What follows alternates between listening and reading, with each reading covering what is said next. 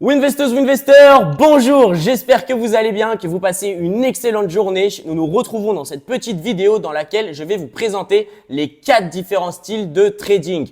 Pourquoi est-ce important de les connaître? Eh bien, car une fois que vous allez les connaître, vous allez pouvoir définir le style de trader que vous souhaitez devenir ou alors que vous êtes.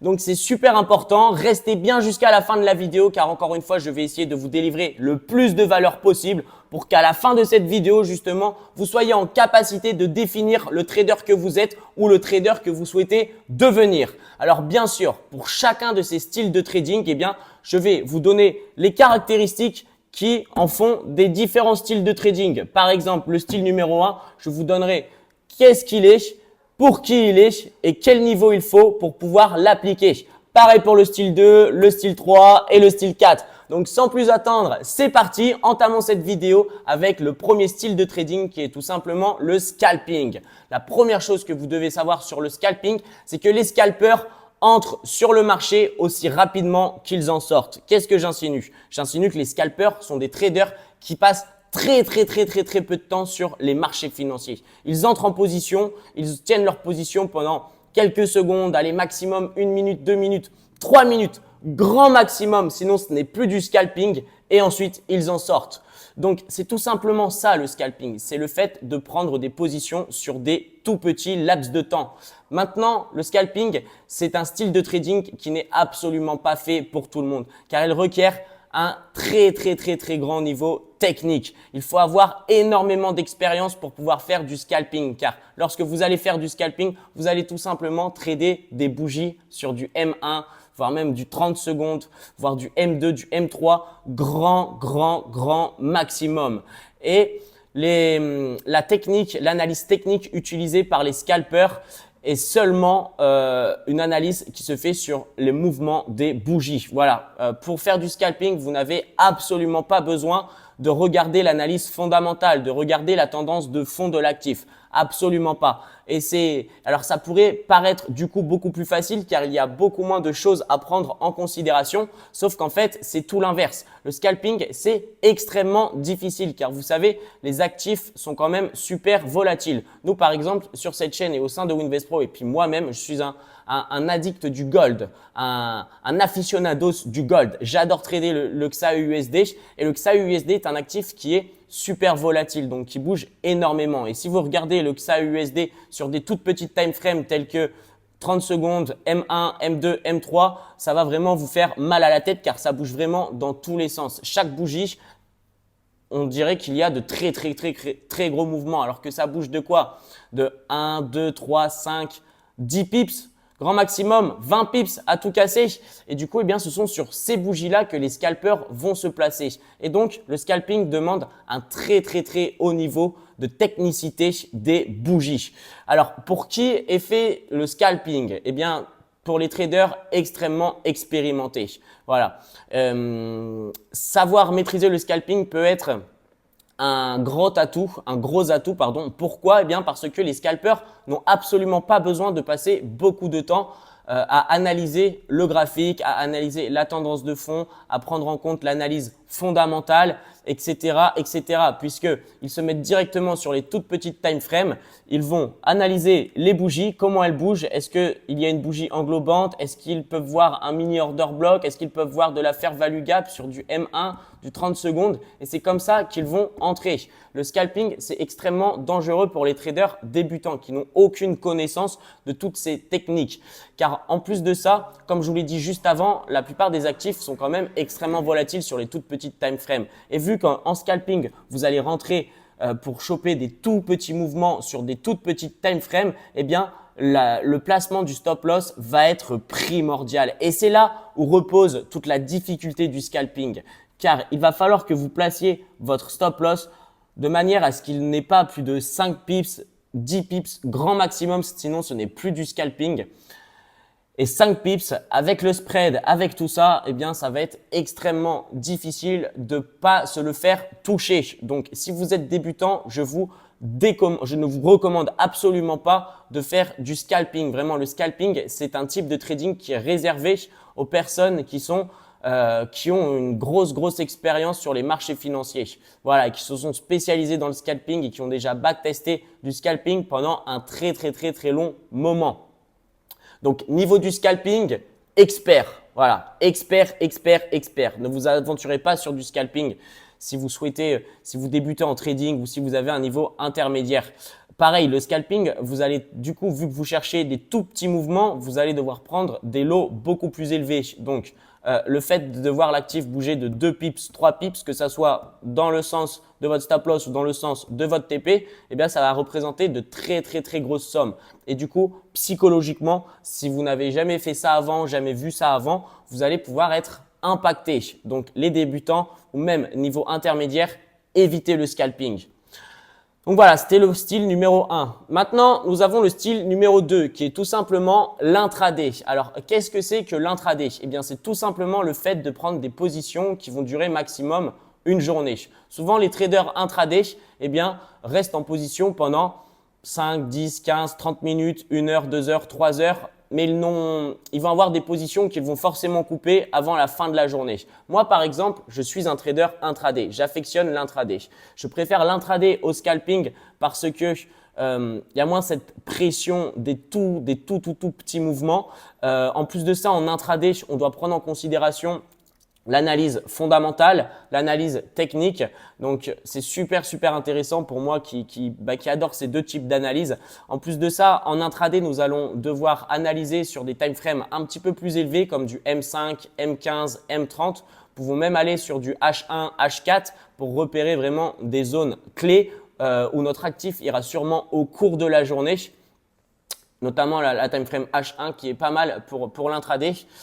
Donc, le trading intraday, c'est un trading qui est adapté à tout le monde. Je conseille même les débutants de commencer sur du intraday puisque d'un point de vue psychologique, l'intraday te permet de rester en position seulement quelques minutes, quelques heures. Tu as le temps de voir le prix de l'actif évoluer. Tu peux aussi plutôt bien te protéger sur ton stop loss, par exemple en le mettant au-dessus de certains highs, en dessous de certains lows.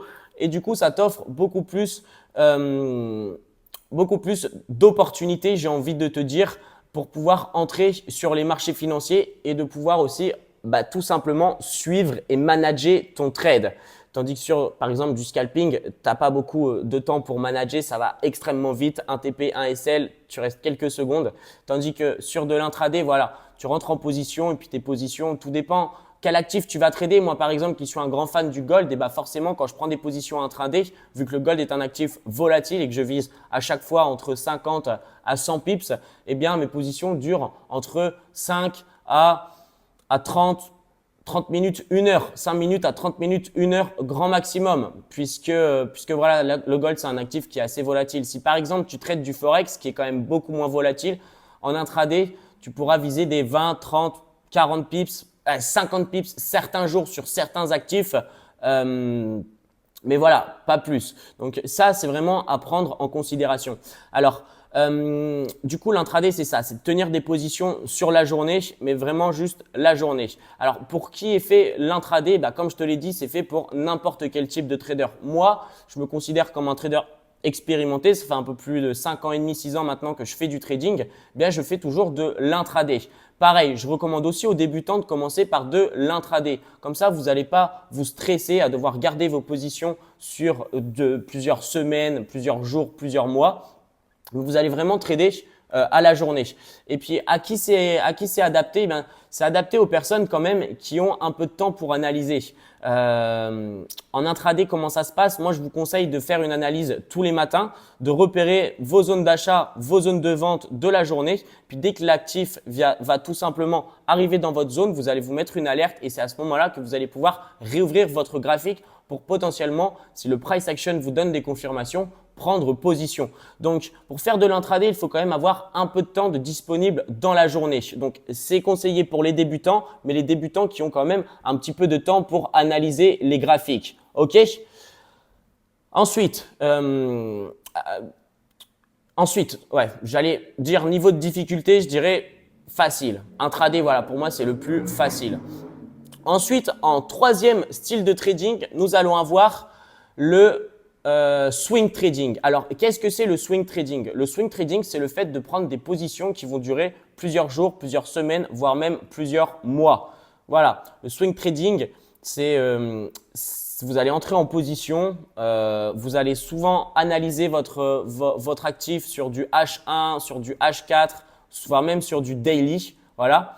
Et puis, lorsque vous allez entrer en position, vous allez tout simplement avoir des stop loss et des TP beaucoup plus larges. Donc, il va falloir adapter vos lots par rapport à l'actif que vous tradez et puis au nombre de pips de votre stop loss. Et vous allez rester en position plusieurs jours, plusieurs semaines. Alors, pour qui est fait ce style de trading? C'est tout simplement fait pour les traders, potentiellement les traders débutants. Je pense que c'est beaucoup plus facile pour un trader débutant. C'est vraiment le style de trading vraiment entre guillemets le plus simple, car vous allez analyser sur des grosses time frames. Vous allez du coup avoir de grosses confirmations. Vous n'allez vraiment pas être précis par contre sur ce style de trading pour vos entrées puisque vous allez regarder sur du daily H4, H1. Donc vos entrées ne vont pas être forcément hyper précises. Par contre, il va vous falloir de la patience. Donc forcément, si vous êtes quelqu'un qui fait du swing trading, il va pas falloir que chaque 5 minutes, chaque 10 minutes, chaque 30 minutes, vous soyez devant votre compte MetaTrader à regarder est-ce que je suis en positif, est-ce que je suis en négatif, est-ce que je suis en positif, est-ce que je suis en négatif. Non, non, non. Sinon, ça va vous stresser. Mais vu que vous avez des points d'entrée, des zones d'entrée qui sont beaucoup plus larges, eh bien, vous allez tout simplement pouvoir entrer dans votre zone, ensuite poser votre portable et puis laisser le trade se faire et revenir le voir dans un jour, dans 5 jours, dans une semaine, voire même dans 3 semaines plus tard, voir un petit peu où ça en est si vous avez touché votre TP ou votre SL. Ça, c'est un style de trading qui va bien aux débutants parce que ça apporte un petit peu moins de stress. Si vous êtes des personnes patientes, vous allez beaucoup moins stresser avec le swing trading qu'avec de l'intraday et beaucoup moins qu'avec du scalping. Ça, c'est sûr. Et puis, ça concerne aussi les personnes qui n'ont pas énormément de temps puisque en faisant du swing trading, vous avez seulement besoin de faire votre analyse par exemple au début de la semaine et puis dès que dans la semaine, le prix de l'actif va arriver dans votre zone, vous allez avoir une notification, boum, vous allez pouvoir regarder le price action, vous allez ensuite pouvoir placer votre position, ensuite vous allez reposer votre compte MetaTrader et vous allez le re-regarder que le jour d'après ou la semaine d'après, comme vous voulez. Donc, c'est une stratégie qui apporte beaucoup moins de stress, qui fonctionne plutôt bien et je sais qu'il y a pas mal de traders débutants qui commencent par le swing trading. Donc voilà, c'est surtout pour ceux qui n'ont pas énormément de temps et qui traitent le Forex aussi. Le Forex, je sais que c'est un actif qui est pas mal adapté à ceux qui font du swing car il y a très peu de mouvements sur le Forex et puis ça avance petit à petit. Donc si par exemple vous voulez choper d'assez gros mouvements sur des paires de devises Forex, eh bien je vous conseille tout simplement le swing trading. Donc niveau de difficulté, entre guillemets, facile. Voilà, ça c'était pour le troisième style de trading. Maintenant, je vais vous parler du quatrième style de trading qui est tout simplement l'investissement. Qu'est-ce que c'est l'investissement? Eh bien, comme son nom l'indique, c'est le fait d'investir dans des actifs financiers sur du long terme. Donc, ça va être sur minimum 1 an. Donc, sur quel actif vous pouvez investir comme ça en ayant des bons rendements? Eh bien, par exemple, le Nasdaq, S&P 500, Dow Jones, tous les indices boursiers sont assez intéressants puisqu'ils ont des rendements qui sont plutôt intéressants et aussi et surtout voilà les crypto-monnaies. Donc l'investissement vraiment, ça ne demande entre guillemets aucune analyse précise technique. Ça ne demande que de l'analyse entre guillemets fondamentale. Vous allez aussi pouvoir faire de l'investissement sur les entreprises, sur les actions d'entreprise. Donc voilà, tous les actifs ne sont pas bons pour faire de l'investissement. Par exemple, moi qui adore trader le gold, voilà, je vous déconseille de faire de l'investissement sur le gold puisque l'histoire nous a prouvé que par exemple les rendements du gold étaient beaucoup moins intéressants que les rendements des indices boursiers américains ou que les crypto-monnaies ou que les actions d'entreprise. Donc lorsque vous allez faire de l'investissement, vous allez par exemple analyser l'entreprise. Allez, on va prendre un exemple, on va prendre Nvidia. Vous allez faire une analyse de Nvidia, vous allez un peu voir quels ont été les résultats des précédents bilans de Nvidia, leur chiffre d'affaires, leurs prévisions pour les nouvelles années, dans quelles entreprises ils ont investi, leur vision. Donc, vous allez devoir écouter des conférences, vous allez devoir écouter un peu les patrons, les PDG, les CEO, etc. Discuter. Vous allez un peu devoir vous intéresser à ce qui se passe dans le monde des entreprises, si Nvidia a fait un nouveau partenariat. Et là, ce que je suis en train de vous dire pour Nvidia, c'est valable par exemple aussi avec les crypto-monnaies. Si vous souhaitez investir dans une crypto-monnaie, vous allez faire des recherches. Qui est la team qui a mis en place ou qui a créé cette crypto-monnaie? Est-ce qu'ils ont des réseaux sociaux? Est-ce qu'ils ont une communauté? Quel est l'objectif de leur crypto-monnaie? Est-ce qu'ils ont une vision long terme? Est-ce qu'ils ont une roadmap, etc. C'est un peu plus ça que vous allez regarder lorsque vous allez faire de l'investissement. Et donc, c'est beaucoup moins technique. Lorsque vous allez faire de l'investissement, vous allez acheter et puis ensuite, vous n'allez que regarder votre investissement 1 an plus tard, 2 ans plus tard, 5 ans plus tard, 10 ans plus tard. C'est comme si à l'heure d'aujourd'hui, vous achetez du Bitcoin qui est, je crois, aux alentours des 67 000, 68 000 et que vous aviez dans votre analyse et dans votre idée une target pour le Bitcoin qui s'élève par exemple aux 150 000 $. Est-ce que ça va arriver dans la journée? Non. Est-ce que ça va arriver demain? Non. Est-ce que ça va arriver la semaine prochaine? Non. Le Bitcoin pourra atteindre les 50 000 $, possiblement dans, je sais pas moi, dans 5 ans ou même dans 10 ans ou même dans 20 ans. Et donc ça, c'est de l'investissement. Pareil. Lorsque les premiers investisseurs ont investi sur Uber, lorsque Uber était encore en train de lever des fonds pour pouvoir créer leur application, etc. Ils ont investi sur Uber, ils ont eu la vision avec les investisseurs et ce n'est que 10 ans plus tard, 20 ans plus tard que vraiment leur investissement a payé. Donc voilà, l'investissement, c'est vraiment fait pour les investisseurs, les traders qui ne sont vraiment pas pressés, qui n'ont pas envie d'être devant les graphiques, mais qui ont plutôt envie de faire des analyses qui sont dites beaucoup plus fondamentales. Alors, est-ce que c'est difficile? Non, c'est pas extrêmement difficile.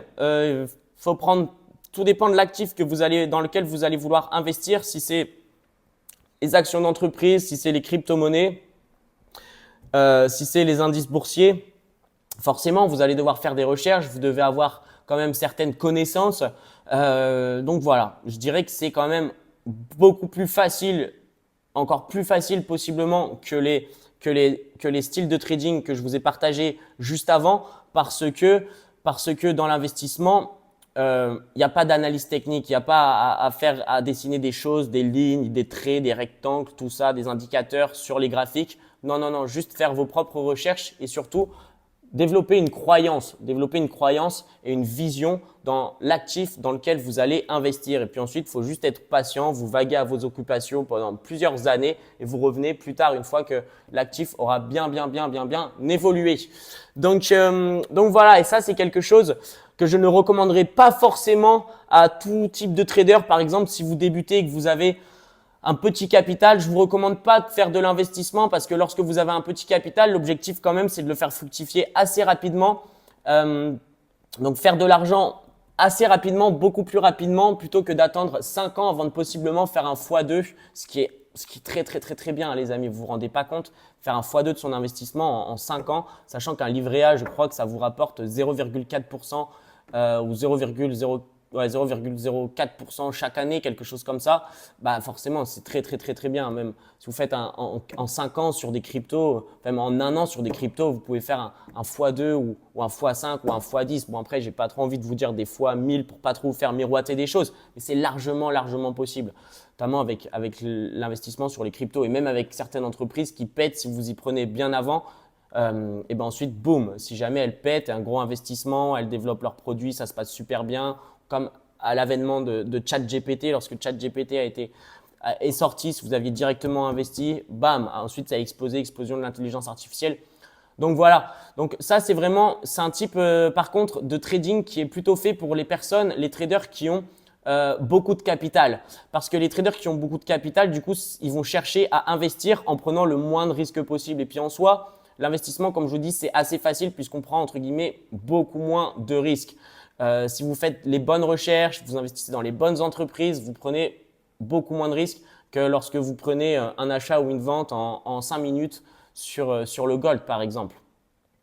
Donc voilà les amis, je vous ai présenté les 4 styles de trading. Maintenant, je vous laisse voir quel type de trader vous êtes, vous souhaitez devenir. Ça va être super important. Tout va dépendre du coup du temps que vous avez à accorder à l'analyse graphique, de votre condition mentale et émotionnelle. Est-ce que vous êtes prêt à passer du temps tous les jours devant les graphiques? Est-ce que vous êtes prêt à prendre plusieurs positions par jour, à les manager, etc.